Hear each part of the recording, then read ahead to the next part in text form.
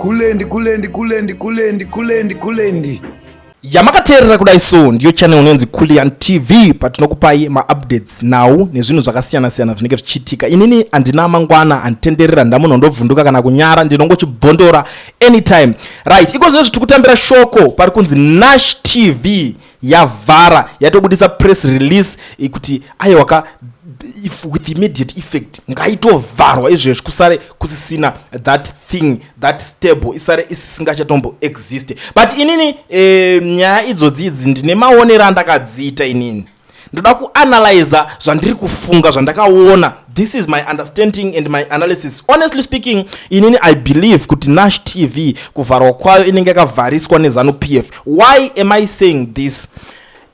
Nash TV tinashe mutarisi nevanhu veZanupf azvijikidzani. If you guys still remember pamashure apo vakambotatsurana nana Passion Java nanani uya akomplaina kuti zvoni magetsi ari kudzimwa mashandi ndakutodzosera kumba, please itaiwo plan, itaiwo something kuti kungoramba muchitidzimira magetsi tichirowa generator every day tinenge takutoitawo loss pamabusinesses edu atiri kuita. Vanhu vakatanga kuti iwe zvine musorero zviri kutaura natinashe mutarisi. Vanhu veZanupf vaikomplaina vachidaro right.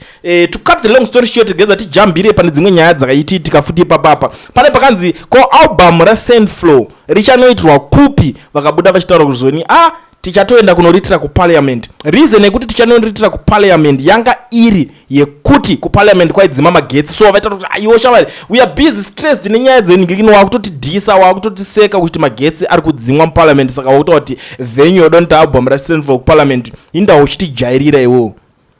Muri kuona nyaya yacho. Pane imwe ndandasirira. Pane musi wakapuwa chikomana chaya chinonzi Comic Elder Motor. Artist weNash TV aifanirwa kunge ari part and parcel of the event. That artist wandotana nezvake ndiNisha Tease haana kuattenda that event, and that is the only reason yandinofunga kuti ndo yakanyatsokonzeresa kuti Nash TV isvike pakunzi yakuvharwa nhasi. Why am I saying this? Ndakanzi Comic Elder auya, where is Nisha Tease?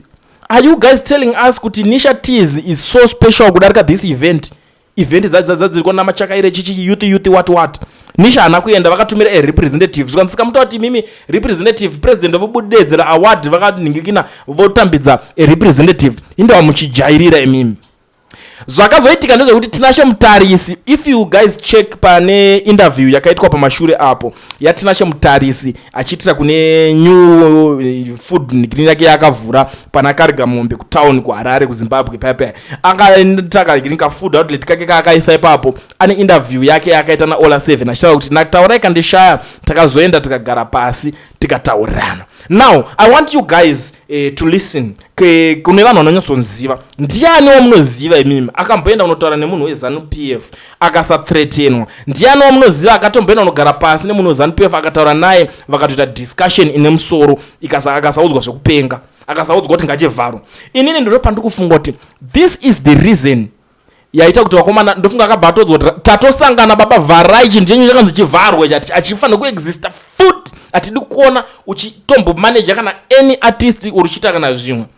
Thank goodness mabusinesses ava vanenge vachirana pamwe dzimwe nguva vanenge vakaisawo mazita evamwe vanhu vanenge vasine nezveningirikino, but tinashe mutarisa akaona kuti that ningirikini yenyaya yemaartist iyi one yambomupinza bhizi achitaura zvoni tichaenda kunolonchera ningirikini kuparliament zvikanzi uri kuseka kuti Zanu yadzimirwa magetsi, kuseka kuti president wedu adzimirwa magetsi. 2 zvikanzi futi kutaura kuti zvoni Nisha Tease wako akakosha here zvokuti haakwanise kuuya kunoreceive this award. Muri kuzviona mashoko aichinjanwa on social media yesaya. Saka pataka kuchitarisa nhasi vakubudisa their press release. Nash Holdings announces the immediate shutdown of its entertainment operations under the Nash TV brand. Although music was never part of our long-term strategy, we have always valued our relationship with local artists. During the COVID-19 era, Nash lockdown evolved into Nash TV, and we later supported several musicians with marketing management and promotional services. We are proud to have contributed to the rise of talents such as Senflow, Nisha Tease, Rayma, and 96, just to mention a few, and strengthened Zimbabwe's creative industry.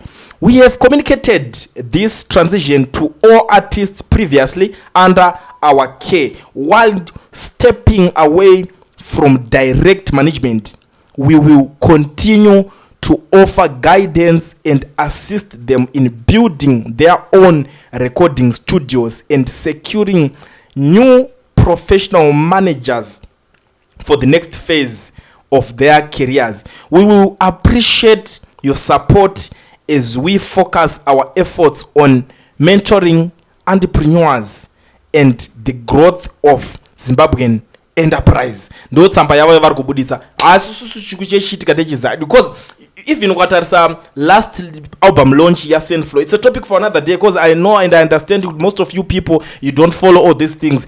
All you want to know is politics, what exactly is going on munanga bari kubharini, but zvinhu zvese izvo zvakakosha kuti muzoziva kuti okay, ku music side chii chakamboitika, chii chazofamba, zvazodai so, because mangwana kune vamwewo futi venyu kuti munenge muchifollowa all those things. Pakashaya munhu anonyatsofunga zviri deep zvimwe zvinhu, because zvinoda ma-deep thinkers kuti mukwanise kuita se kunge muchibatsirikana. So this is very important muri yeZimbabwe kuti muite se muzive zvinhu zvinenge zvichiitika. Maybe the last Senflows nigirikini yakaflopa ikamedza mari yakawanda, you know kuti most of the times vakomana vanenge vachito pane pachitaka kudyirana mari ma 25,000 anenge achiitika, zvinhu hazvisi kunyatsofamba. Ku Cape Town wo vanga vakalauncha imwe amene kanzi kamufana kawo Rema, show ikazokatwa nepakati, pamwe vanogona kunge vakanzi vakomana tiri kuda refund dzosai mari kune vari mwene wevenue uko nigirikini kwa Senflow, zvinhu hazvina kunyatsofamba, inga zina kuzara launch uko Zanupf inenge akadzvanya munhu nepakona, zvinopedzisira zvakutotadzawo nzwisiswa kuti zviri kufamba sei. Saka munhu anozongoti at the end of the day ndakanda mapfumo pasi. Nyaya dzedze dzimwe dzaizotaura kuti isusu izvo hazvanga zvisina basa nesu stereki, because isusu mari yenhingirikini kwatichenge isiri dhiri. We don't listen to that, because zvinoudzwa munhu akadhibha asingazivi zvinofamba sei. Izvi nangu I'm not here kuti ndizotaura kuti vaita mari sei through Nash TV. Kulian TV, Team VAT. Asi vanhu vachishamsika, Kulian TV haichatsika, saka subscriber wozolaika, nechawana zvisapana chichazosha. Everybody say Kulian, yeah. Information need brilliant, yeah. Everybody say Kulian.